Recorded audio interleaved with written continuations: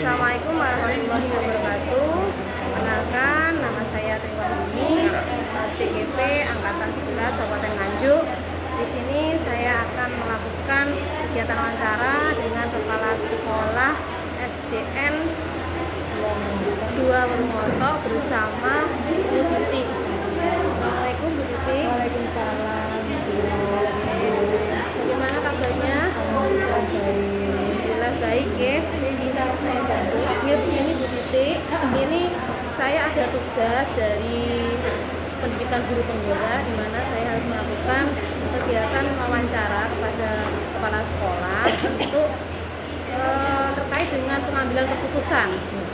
Ya, nanti ini ada beberapa pertanyaan yang mungkin nanti Bu Titi bisa jawab, mungkin ya. Bisa mulai Bu ya. Oke.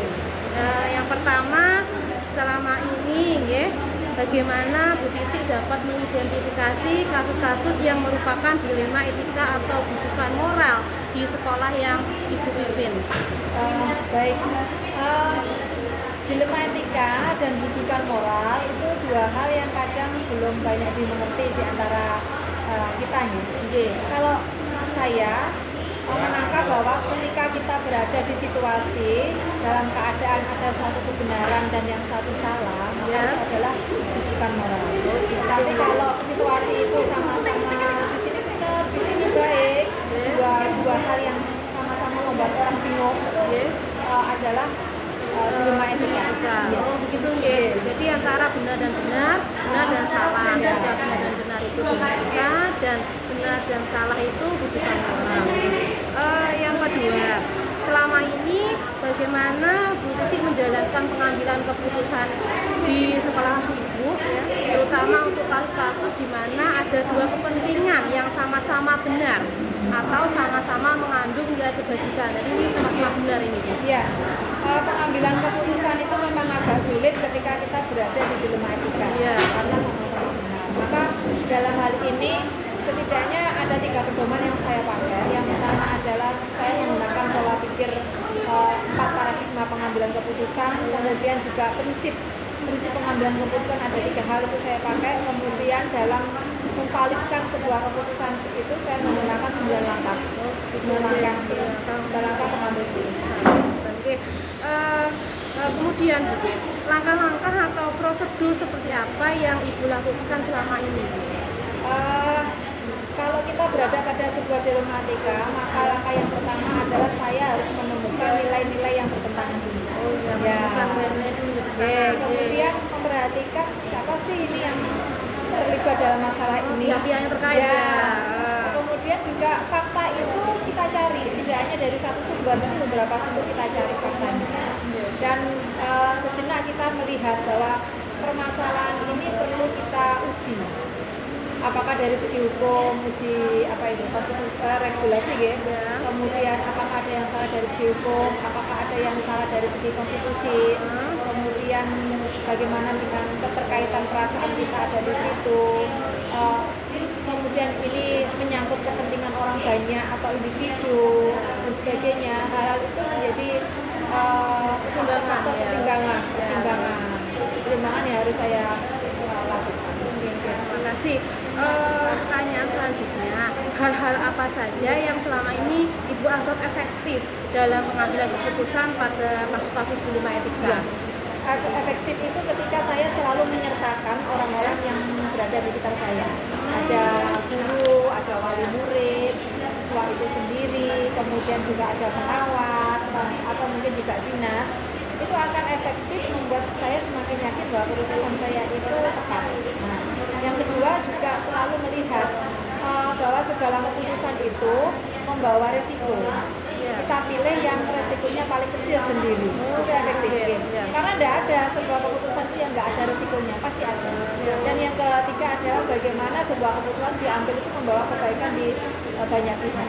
Jadi yang pertama tadi mengaitkan terkait pihak-pihak terkait, kemudian melibatkan. Kemudian yang kedua itu tadi mengambil resiko yang paling kecil. Kan semua itu pasti akan ada resiko. Nanti kita pilih yang resiko kecil dan kebermanfaatannya itu lebih banyak ya. Oke, terima kasih.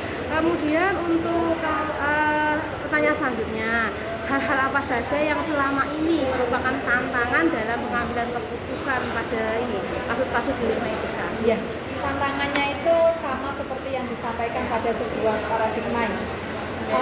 Kadang kita tahu hal itu benar, tapi kita punya sebuah kedekatan. Oh ya.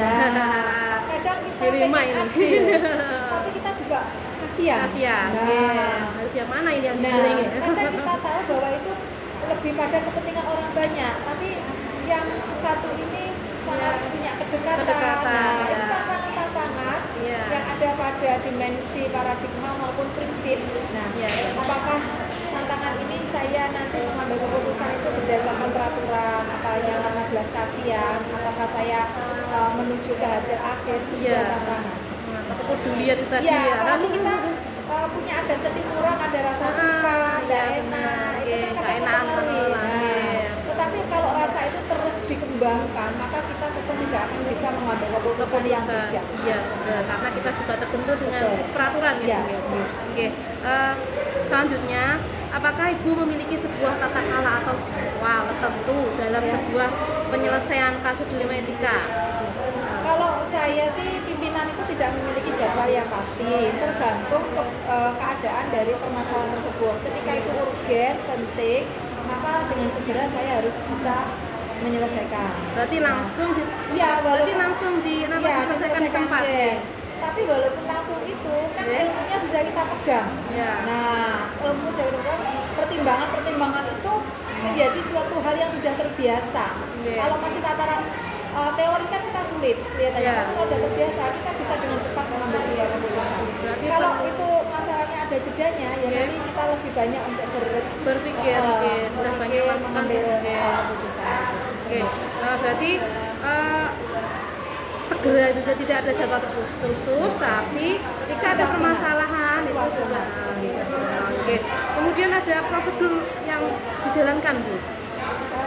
Prosedur yang jalan tetap secepat apapun keputusan yang saya ambil, pertimbangan pengambilan keputusan, uji kebenaran, uji regulasi, kemudian saya juga melihat yang dulu tuh biasanya nyelesainya gimana. Oh, gitu. Nah, Ya, ya. ada panutan saya biasanya gimana ya. Ya. Nah, itu tetap saya Pengalaman gunakan. Dan sebelumnya, gitu. yang utama adalah refleksi. Ketika saat ini harus mengambil keputusan, saya ambil pelajaran dari keputusan yang kemarin. Oh, begitu. Keputusan Oke. kemarin kok sukses, mungkin ilmu itu Jadi bisa diambil, nggih. direfleksi. Iya. Baik. Nah, untuk selanjutnya, apakah seseorang Iya. adakah seseorang atau faktor-faktor yang selama ini mempermudah atau membantu Iya. Ibu dalam pengambilan keputusan ini? Yang pertama yang mempermudah saya adalah karena pengetahuan dan pemahaman saya tentang 4 paradigma, 3 prinsip, dan 9 langkah pengambilan keputusan itu sangat mempengaruhi. Ini perlu pengaruh pengetahuan itu, Nilai-nilai nggih. kebajikan yang harus saya pahami itu Iya. dari segi pengetahuan, dari segi seseorang, maka ada tokoh-tokoh yang mendahului saya yang itu saya jadikan panutan juga. Ada pengawas, ada dinas, ada mungkin kalau berkaitan dengan kemasyarakatan ada sesepuh yang di situ itu saya gunakan juga pertimbangan. Ini dari Suara guru, Oke. pendapat guru itu juga kita dengar. Oke, dari banyak faktor, Bu, nggih. Dari ilmu ya yang sudah dapat, kemudian dari pengawas atau yang ada di atas kita bersama rekan guru ngoten nggih. Oke, untuk selanjutnya dari semua hal yang telah disampaikan tadi, Mbak Jana, pembelajaran apa yang Ibu petik dari pengalaman Ibu mengambil keputusan di Dilema Etika? Iya, pengambilan keputusan itu ternyata begini. Sesuatu yang terlihat baik itu Oke. ternyata belum tentu benar. baik. Ya. Oke, Nah, itu yang pertama. Kedua, dibutuhkan satu prinsip. ya. Dibutuhkan orang-orang yang memiliki prinsip sehingga mampu membawa sebuah transformasi pengambilan keputusan yang benar-benar membawa kebaikan di banyak pihak. Ya. Itu yang harus saya ambil. Oke. Luar biasa sekali Bu Titi atas sharing hari ini. Oke. Semoga apa yang jenengan telah sampaikan ini menjadi inspirasi saya nanti ke depan untuk bisa saya contoh ya untuk dalam pengambilan keputusan. Oke. Akhiri. Juga tidak ada yang kurang berkenan. Oke, sama-sama. Terima kasih. Demikian wawancara kami dengan Kepala Sekolah SDN 2 Purwokerto. Semoga dapat diambil manfaatnya. Terima kasih. Wassalamualaikum warahmatullahi wabarakatuh. Waalaikumsalam warahmatullahi wabarakatuh.